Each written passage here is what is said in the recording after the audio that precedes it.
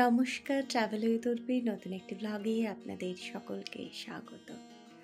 আজ ছিল আমাদের বার্ষিক অনুষ্ঠান, আর এই দিনটি প্রতি বছর ভীষণ ধুমধাম করেই উদযাপন করা হয়।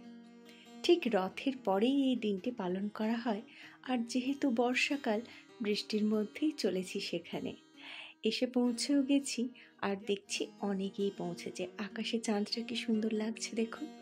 চলুন, গাড়িটা পার্কিং লটে পার্ক করানোর পরই ঢুকে পড়ছি আমাদের অডিটোরিয়ামে। অডিটোরিয়ামটা ঠিক এই রকমই সুন্দরভাবে সাজানো হয়েছে।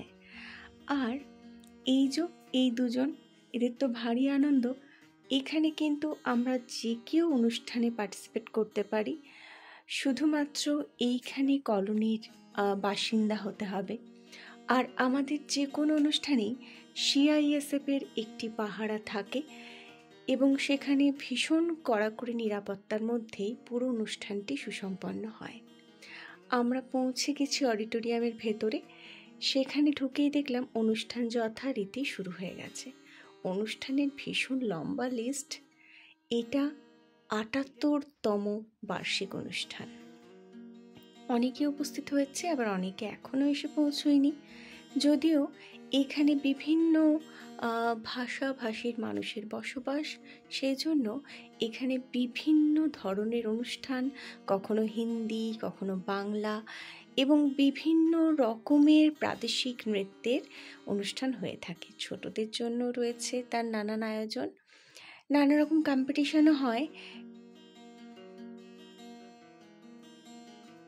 তো যাই হোক, সেগুলোরও প্রাইজ গিভিং সেরিমনি থেকে থাকে। আমার ছোটো মেয়ে এগুলি দেখছে আর বেশ মজা করে হাততালিও দিচ্ছে। আসলে এত ছোট ছোট পুচকেগুলি এত সুন্দর প্রদর্শন করছে এখানে তাদের কলা, বিভিন্ন শিল্পকলার। আমার বড় মেয়েও একবার দিয়েছিল, কিন্তু এবছর যেহেতু পরীক্ষাটি প্রায় সামনে, সেজন্য সে একদমই অংশগ্রহণ করেনি। আর যাই হোক, এদের নাচগুলো দেখে মন ভরে গেল।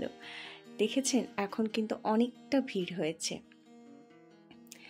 এরপর এই সমস্ত নাচ দেখতে দেখতে আমরা একটু ক্লান্তি অনুভব করলাম।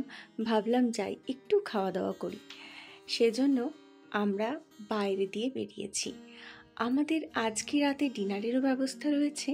আমি এটা বাইরে দিয়ে এই জন্য যাচ্ছি, কেননা বাইরের যে ডেকোরেশনটা হয়েছে সেটা দেখানোর জন্য, ক্লাবের বাইরের ডেকোরেশনটা দেখানোর জন্য। না হলে কিন্তু আমাদের অডিটোরিয়াম থেকে ক্লাবে যাওয়ার জন্য রাস্তা ভেতর দিয়েও আছে। তো বাইরেটা ঠিক এইভাবে সাজানো রয়েছে। আর এগুলো দেখে তো আমার মেয়ে ভীষণ ছোটাছুটি করছে, বিশেষ করে ছোট মেয়েটি এক্ষুনি এসেছিল। এটিকে কখনো বলছে পরীর পালক। যাই হোক, এইসব করে তারপর আমরা এই যে ঢুকে পড়ছি আমাদের ক্লাবের ভেতরে।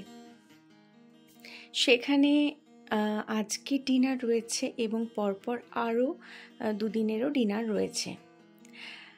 এখন শুধু সাজানো রয়েছে, ডিনার স্টার্ট হয়নি। আমি শুধু কিভাবে সাজানো রয়েছে সেটা দেখাচ্ছি। তারপর যখন স্টার্ট হয়ে যাবে, সেখানে দেখাবো বিভিন্ন রকম মেনু। কিন্তু ভেজ ননভেজ দুই আছে। যেহেতু ননভেজটা এখানে ভেজের পরিমাণ অনেকটাই বেশি, তাই ননভেজটা সম্পূর্ণ একদিকে সাজিয়ে রাখা হয়েছিল। আর এই হচ্ছে চারিদিকটা। এরপরেই দেখুন লম্বা লাইন পড়ে যাবে। যাই হোক, আমি একটু আগেই পৌঁছেছিলাম ভিডিও করব বলে। এখন লম্বা লাইন পড়ে গেছে, আর ছোটরাও যে যার চেয়ারে বসে গেছে।